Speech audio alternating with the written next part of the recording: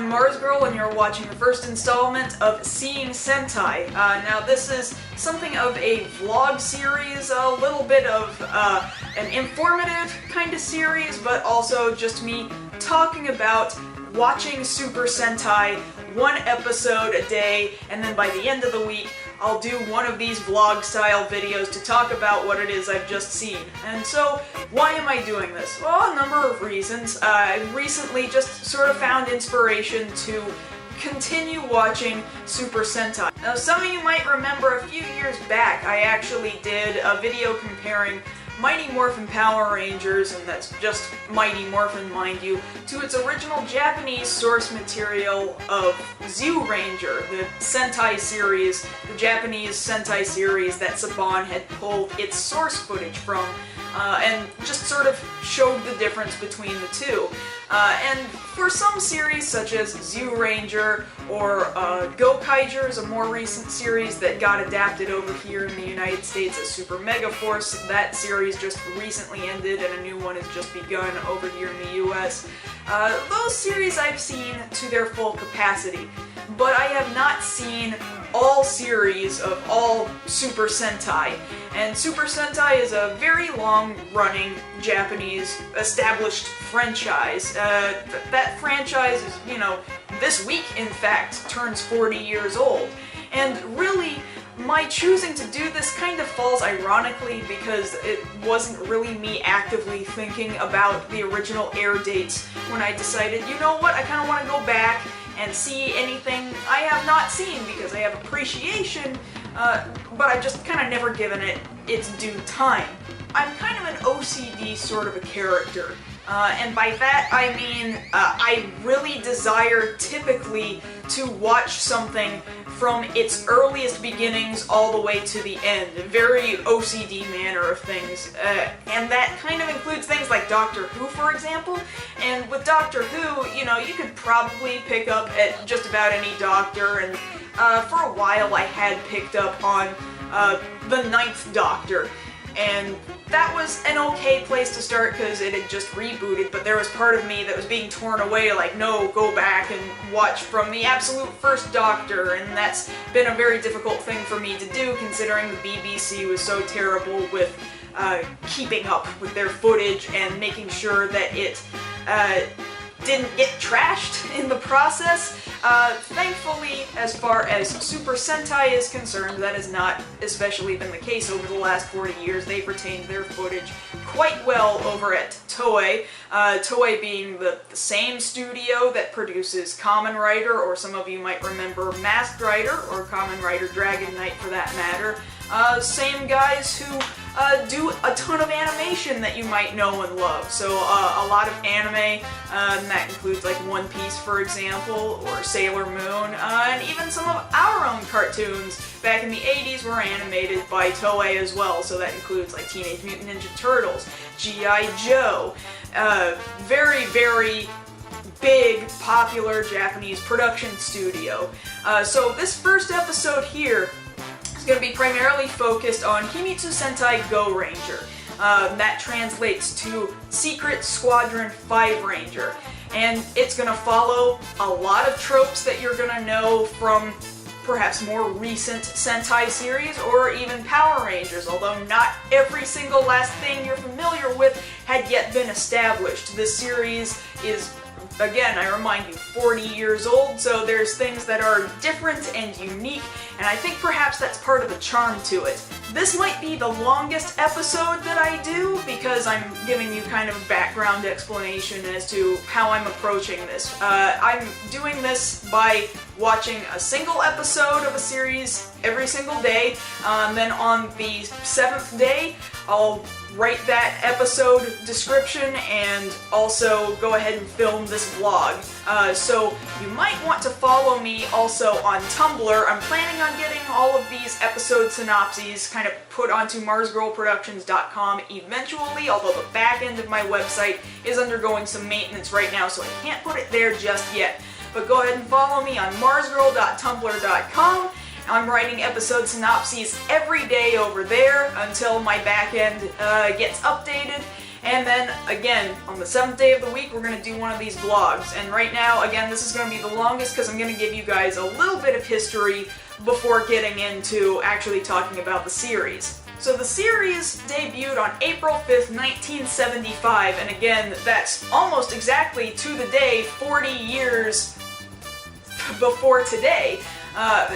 This is really just sort of a coincidence that I've landed and gotten interest right now because I really wasn't thinking about the timing of this vlog by any stretch of the imagination. The series was created by famed manga artist Shotaro Ishinomori, and Ishinomori, in fact, to this day, since his passing, he's still the world's #1 manga creator, as in he just released manga after manga after manga, world record holding number of manga titles, and of course created a number of other series that you'll probably recognize, Kamen Rider or Masked Rider being one of them, and that live action series was already running for about 4 years before the airing of Goranger. Alright, so what is the plot of Goranger? Well, it's pretty mind-numbingly simple if I have to be honest with you, although that probably is part of why I find myself enjoying it as much as I do. Take for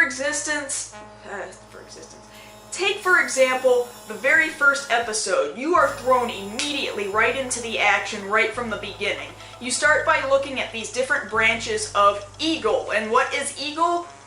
Well, they don't actually define it, but it's supposed to be an acronym for the Earth Defense League? They don't really tell you that. Maybe they tell you that somewhere later on down the line. I had to look that up in a wiki article, what EAGLE actually stood for.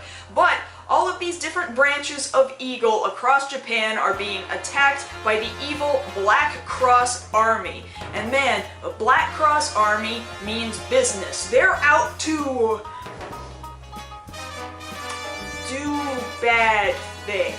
I'm assuming they're a terrorist organization. I'm pretty sure that's about all they're up to. They either want world domination or to just plain flat out destroy the world. Sometimes I can't really tell, but man, are they in it for destruction. Those first 3 minutes of episode 1, people are just dying left and right. They're blowing up all these miniature buildings, and people are just falling to the ground dead. The grunts will come in with machine guns and just mow people down, and you're going, oh my god, this is awful, this is terrible, somebody should stop these people. Well, I guess that's what EAGLE was trying to do, but, well, then all of their bases got blown up. Now, unfortunately for the Black Cross Army, they were a little ineffective in completely killing everyone, and they left one member from each of the branches of EAGLE across Japan alive, all of which will later form the Gorangers. Now, Gorangers is a little bit different than you might associate with more modern Sentai series. There's no transformation devices, for example. For some reason, they can just transform at whim, whenever they want, just by kind of turning around in a circle. Also, there's no episode where it shows them obtaining their powers or anything. I don't really know why they have their powers, or why they're the only 5 that have them. They just do, and it's not really explained. That's the thing about this series. It kind of just expects you to sort of accept a lot of things and just not even think about it. And typically, I would not be very interested in a series that I have to be told, oh, just turn your brain off and it'll be fine. But this is like it makes you do that so often that you kind of just have to make the consent of, well, it's just plain ludicrous anyway, and maybe it's just kind of funny like that. And that's kind of how I find myself enjoying it, because I just think it's so ridiculous. A lot of things just aren't explained. It's just kind of a black and white, these are the bad guys, these are the good guys, root for the good guys because the bad guys want to do bad stuff, and that's about all there is to it. That's all the depth you need to know. Another thing you are never going to see in this series are giant combining robots, or for you Power Rangers folks, Zords. That's never gonna happen in Goranger, and that's because it just wasn't a thing yet. In fact, it wouldn't be a thing until Japanese Spider-Man a few years later. And Japanese Spider-Man is really what made the idea of giant robots in Sunday morning superhero shows a really popular thing. So if you're looking forward to seeing what those giant robots looked like in 1975, sorry to let you down, they're not there. Although that doesn't mean that they don't have cool things. They have motorcycles, they have helicarriers. Apparently only one of them can fly it, but, well, that means he's never gonna be without a job, I guess. So your 5 Rangers are Tsuyoshi, the Red Ranger, Akira, the Blue Ranger, Daita, the Yellow Ranger, Peggy, the Pink Ranger, and Kenji, the Green Ranger. All 5 of which were the last remaining souls of these different branches of Eagle, and find themselves going to a restaurant one day, which isn't really a restaurant, it's actually their secret base, and the owner of the restaurant is their commander. One thing that surprised me about the series is that about 3 episodes in, one of the Rangers actually finally questions, wait a minute, the owner's voice kinda sounds like the commander's voice. Hey owner, are you the commander? And then by the end of the episode, it turns out, yes, he's the commander. Like, I could have sworn that they were gonna drag that out forever when you know perfectly well, he's the commander, why doesn't he just tell them? But he does! He does, and I was like, oh, thank God. But if he was trying to keep a secret identity, he was like doing a really bad job of it because everybody totally knew it was him. And speaking of keeping identities secret, really it doesn't seem like the Go Rangers do a very good job of doing that either. In about episode 4, you have Jade Mask, the monster of that particular day, listing off the names of every one of the Go Rangers, which color they are, what their specialties are, and how old they are. Like, they already know everything there is to know about the Go Rangers. How do they know that? I have no freaking idea, they don't ever explain it. But their identities are completely shot from that point on. And it's funny, because later on, there's another monster who steals some microfilm information, and the Go Rangers are panicking, oh man, they're gonna find out our identities and where our location is. And it's like, but they already know. They're like calling you by name every episode. Why are you concerned? It's a kid's show, what are you gonna do? The team has a cool set of motorcycles, a helicarrier, and individually they have their own special abilities too. The Red Ranger has a cool whip, the Green Ranger has a boomerang, the Blue Ranger has a bow and arrow, the Pink Ranger has a lot of explosives and some mirror that she only has used once up until this point. I don't know, maybe she'll use it again later. And the Yellow Ranger is fat. And strong, but fat. And that's kind of the sad thing too, because the series, for the most part, as of yet, granted I'm only 7 episodes in, has not done a fantastic job of character development, because Yellow, Daita, is really only characterized as being the fatty of the group, and he just loves to eat curry and rice all day, every day, rice, curry, curry, rice. And it's like, haha, okay, he's the fat guy and he's kind of doofy and he's supposed to be kind of funny, and I'm just kind of waiting for him to get some like really good character development, and I hope that comes because this series is 84 episodes long, and I am only 7 episodes in. Peggy, on the other hand, actually has already had 2 episodes of pretty good character development.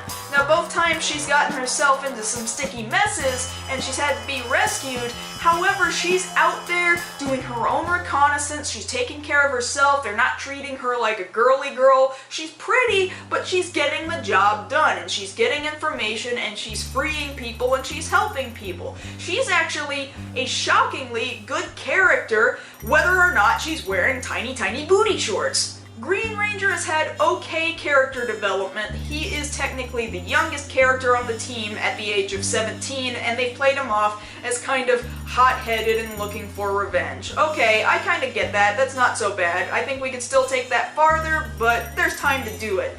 As of yet, there have not been fantastic character development episodes for either Red or Blue. I'm really curious about Blue because why does he dress like a cowboy and carry a guitar? I don't know yet. Maybe they'll tell me about it later. I don't know. But that's another cool thing about the team too. For the most part, aside from the Green Ranger, they're all kind of skewed a little bit older than you might see in a more modern series, because it seems pretty typical these days to cast a lot of teenagers or characters who are barely into their 20s.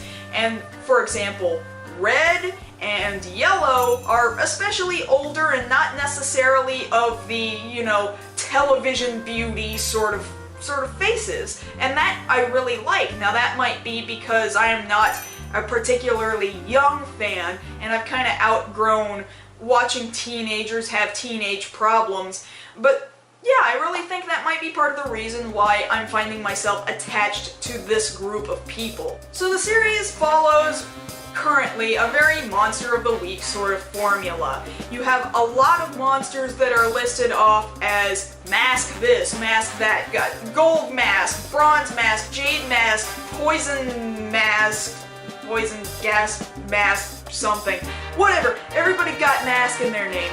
And most of those guys are leaders of different little groups of grunts, and they're out there to, I guess, destroy things. And they're really ludicrous out there sort of schemes. Take, for example, one monster decides, I want to rob these scientists who are developing this ray gun that turns rocks into sand. But I'm gonna make him turn that ray gun into a more powerful ray gun so that we can put that ray gun on a satellite and then shoot the Earth and the whole Earth will turn to sand and we'll win. I don't know where you guys are gonna live after you turn the Earth to sand, but okay.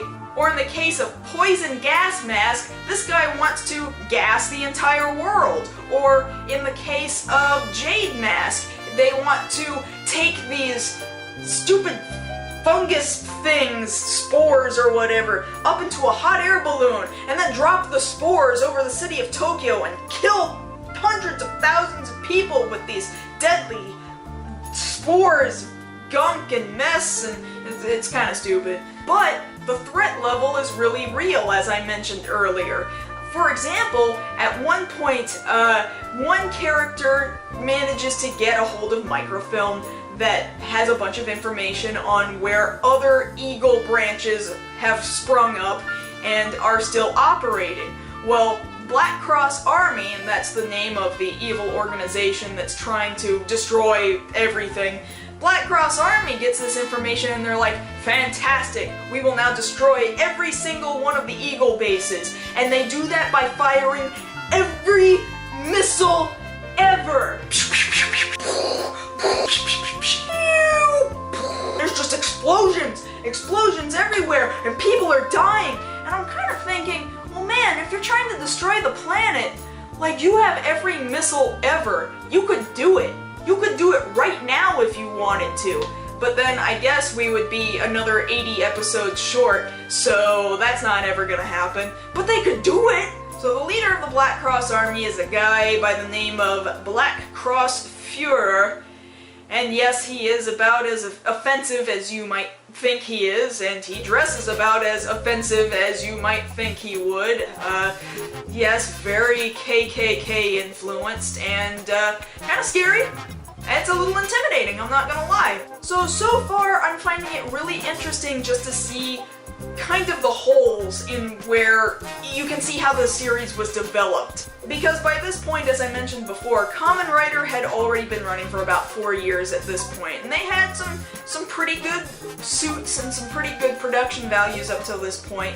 And interestingly enough, even though this is out of the exact same studio and it was made by the exact same creator, I feel like Goranger doesn't quite have the exact same production values that Kamen Rider had up until that moment in time. The Goranger suits are not especially pretty to look at. They're very big and clunky, like these really baggy looking jumpsuits, and they're pretty dirty. Like you can tell that they maybe had 2 suits for each person. It's not like they had a nice suit for posing in some shots, and then a dirtier, dingier, we can mess this up kind of suit. No, it all kind of looks like all one in the same suit, and the gloves are like always kind of torn up and crinkled and dirty and stuff. And then you can kind of see how it was shot. Like, I get it, older tokusatsu stuff didn't have access to nearly as much technology as we have today. So tokusatsu being special effects filming, the Japanese term for it,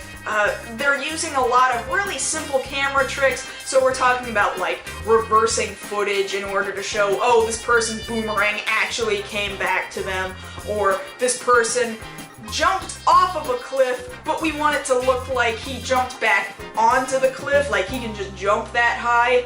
And in the episode with Poison Gas Mask, for example, I'm pretty sure there's a shot that comes off pretty obviously as not actually having been intended to be there in the first place. For example, Yellow is in the middle of fighting Poison Gas Mask, and then suddenly Yellow kind of takes a stumble, and then he starts rolling down this rocky, gravelly hill.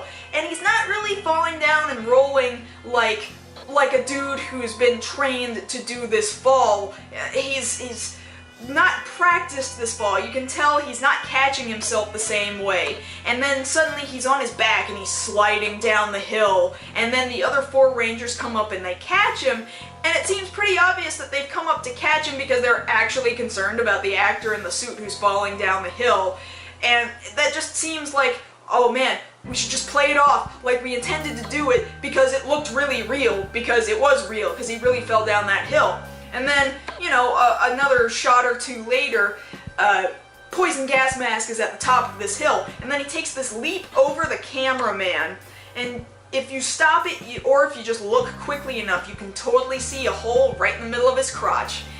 And, you know, that's the comical thing about it. You can absolutely see how much heart and soul went into it when really they only had so many materials to work with. The Goranger suits are just these kind of baggy, loose jumpsuits, and you can tell they maybe only had 1 or 2 of these suits. And the suits, the helmets, have tiny little holes drilled in so that the suit actors can see out of them. Pink, for example, you can tell her suit actor has an incredibly difficult time being able to see anything out of that suit because she always looks like she's standing really awkwardly and not really sure where anything is.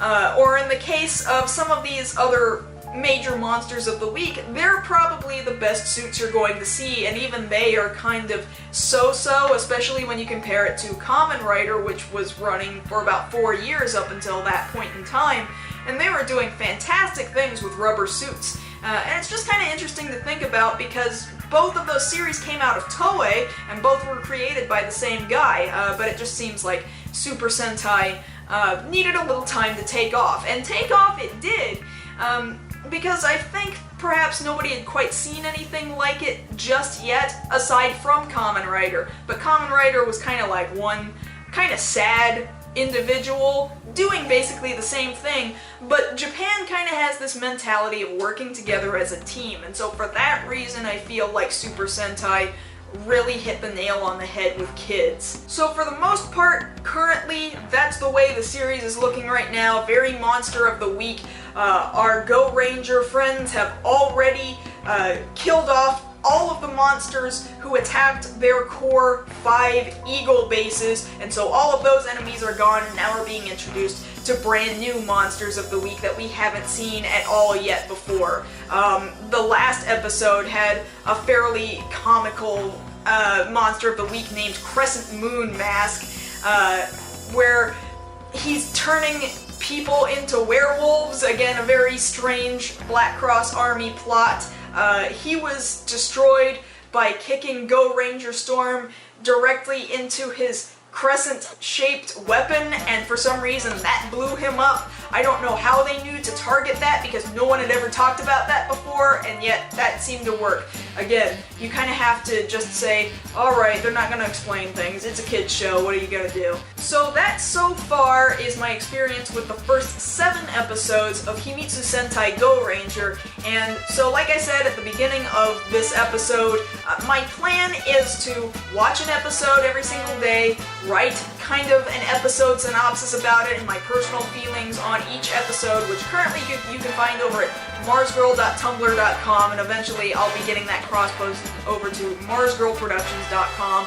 And then at the end of the week, do one of these vlogs here to talk about what it is I just watched, and perhaps that will also encourage some of you to also watch along with me and kind of keep up. So don't worry, right now you're only 7 episodes behind. But it's okay because we have a total of 84 episodes to watch in this series before we move on to the next series in the franchise. So thank you very much for hanging out with me for however long this has been so far. I'm hoping that this will also kick my butt into completing other things that I still have to do along similar lines. Come on out to twitch.tv/MarsGirl on April 15th. We're going to give an exact time a little bit later.